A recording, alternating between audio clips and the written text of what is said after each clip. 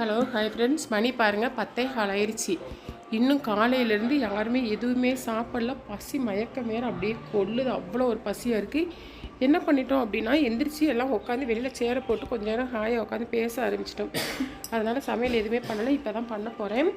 இப்போ என்ன பண்ண போகிறேன்னா, என் பொண்ணு தான் வந்து முட்டை பிரியாணி செய்ய போகிறா. அதுக்கு வந்து பார்த்தீங்கன்னா, முட்டை ஒரு 5 முட்டை எடுத்து நம்ம வேக வச்சுருக்குறோம். கொஞ்சம் உப்பு கல் போட்டு வேக வச்சுருக்குறோம். இப்போ அடுத்து என்ன பண்ணலான்னு பார்க்கலாம். ஹலோ ஹாய் ஃப்ரெண்ட்ஸ், கொஞ்சம் ஆயில் ஊற்றி இஞ்சி பூண்டு பேஸ்ட்டு போட்டு கொஞ்சம் பல்லாரி போட்டு நல்லா வதக்கிட்டு இருக்கிறோம். இப்போ வந்து பார்த்திங்கன்னா இதில் வந்து பார்த்திங்கன்னா இதுலேயும் வந்து கொஞ்சம் தக்காளி, 2 பச்சை மிளகாய், சின்ன வெங்காயம் போட்டிருக்கேன். அதில் பல்லாரி போட்டிருக்கேன், இதில் சின்ன வெங்காயம் போட்டிருக்கேன். கொஞ்சமாக போட்டு அரைச்சி எடுத்துகிட்டு வந்துருக்கு. இப்போ இதையும் கொட்டி நம்ம நல்லா வதக்கிக்கலாம். இன்றைக்கி வந்து பிரியாணி செய்கிறது யாருன்னு பார்த்திங்கன்னா என்னோடய பொண்ணு தான் செய்கிறா. சரிங்களா? அன்றைக்கி வந்து சிக்கன் பிரியாணி செஞ்சால் இன்றைக்கி வந்து சரி ஓகே முட்டை பிரியாணி எப்படி செய்கிறது அப்படி சொல்லி நான் சொன்னேன், செஞ்சிட்ருக்குறான். அடுத்து என்ன பண்ணலாம் இப்போ பார்த்தீங்கன்னா லெமன் ஒரு 1/2 லெமன் பிரிஞ்சு விட்டுக்கலாம். பிரிஞ்சு விட்டதுக்கப்புறம் பார்த்திங்கன்னா நம்ம வந்து பார்த்திங்கன்னா 5 முட்டை போட்டு வேக வச்சோம். 5 முட்டை போட்டு வேக வச்சதில் ஒரு முட்டை வந்து பார்த்திங்கன்னா வெடிச்சு ஒரு மாதிரி ஆயிடுச்சு. அதனால் மீதி 4 முட்டை இருக்குது. இப்போ இந்த 4 முட்டையை நம்ம அதுக்கப்புறம் என்ன பண்ணலான்னு பார்க்கலாம். லெமன் பிழிஞ்சாச்சு. இப்போ பார்த்திங்கன்னா நம்ம வாஷ் பண்ணி அந்த அரைச்சிட்டு வந்தோம்ல சின்ன வெங்காயமும் தக்காளி பச்சை மிளகாய் அந்த மிக்ஸி ஜார்லேயே வந்து நான் 2 டம்ளர் அரிசிக்கு தண்ணி எடுத்து வச்சுருக்கிறேன். இப்போது இதையும் நம்ம ஊற்றிடலாம்.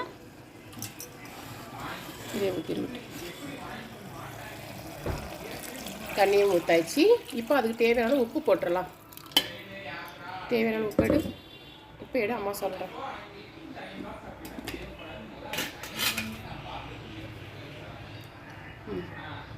இப்போது 2 டம்ளர் அரிசிக்கு தேவையான உப்பும் போட்டாச்சு. இப்போ நல்லா கொதித்து வரட்டும், அப்புறம் பார்க்கலாம். ஐயோ இது மசாலா போடல. அப்புறம் பார்த்தீங்கன்னா மசாலா வந்து பார்த்திங்கன்னா இந்த பொண்ணுக்கு சொல்லிக் கொடுக்குறதுல நானே மறந்துடுவேன் போல் இருக்குது. மசாலா பார்த்திங்கன்னா பிரியாணி மசாலா எனக்கு தீந்துருச்சு. அதனால் வந்து நான் என்ன பண்ண போகிறேன்னு பார்த்தீங்கன்னா கரம் மசாலா போட போகிறேன். இப்போது கடையில் வாங்கின கரம் மசாலா தான் இருக்குது. சரி ஓகே அதை போட்டுக்கலாம். நான் அரைச்ச மசாலா வந்து பிரியாணிக்கு செம்மையாக இருக்கும். ஆனால் கரம் மசாலா கொஞ்சமாக போடு குட்டி, காரம் இன்னும் கொஞ்சம் போடு, இன்னும் கொஞ்சம் போதும். ஏன்னா கடையில் வச்ச மசாலா எனக்கு பிரியாணி போட்டு செய்கிறதுக்கு பிடிக்காது. நம்ம கொஞ்சம் பிஸியில் அந்த இன்னும் கரம் மசாலா அரைக்கணும். சரிங்களா? இப்போது உப்பு எல்லாமே பிழிஞ்சு விட்டாச்சு. சரிங்களா? இந்த தண்ணி மட்டும் நல்லா நம்மளுக்கு கொதித்து வரட்டும். கொதித்து வந்ததுக்கப்புறம் நம்ம ரைஸ் போட்டு முட்டையை போட்டு வைத்தரலாம். ஃப்ரெண்ட்ஸ், இப்போ தண்ணி நல்லா கொதித்து வந்துடுச்சு. நம்மளுமே வந்து அரிசியை வந்து ஒரு சல்லடையெல்லாம் வடிகட்டி வச்சுருக்கோம். இப்போ இதையும் போட்டுடலாம். போடு அப்படியே கையில் வந்து பாருங்க போடச்சுன்னா அரிசியை கொண்டுட்டு ஓடுற அவருக்கு கையில் தெரிச்சிருச்சோம்மா. இப்படி தானே எங்கே கையை கட்டு எம்மாடி ரொம்ப தெரிச்சு புண்ணு வந்துருச்சு. போடுறி. இப்போ அரிசியை போட்டுடலாம். ஃப்ரெண்ட்ஸ், இப்போ அரிசி போட்டாச்சு. அப்புறம் அரிசி போட்டு நம்ம லேசாக ஒரு கிண்டி விட்டுடலாம். கிண்டி விட்டுட்டு இப்போ வந்து முட்டையை போட்டுடலாம். 4 முட்டையை போட்டு குக்கரை போட்டு இப்போ வந்து நம்ம மூடியும் போட்டாச்சு. சரிங்களா? நல்லா வேகட்டும். வெந்ததுக்கப்புறம் பிரியாணி எப்படி இருக்குன்னு பார்க்கலாமா. இன்றைக்கி கொஞ்சம் சொதப்பலாக தான் பண்ணியிருக்கிறோம். ஏன்னா வீட்டில் அரைச்ச கரம் மசாலாவும் கிடையாது. அப்புறம் பார்த்தீங்கன்னா எப்படியோ இன்றைக்கி எப்படி வருதுன்னு பார்க்கலாம்.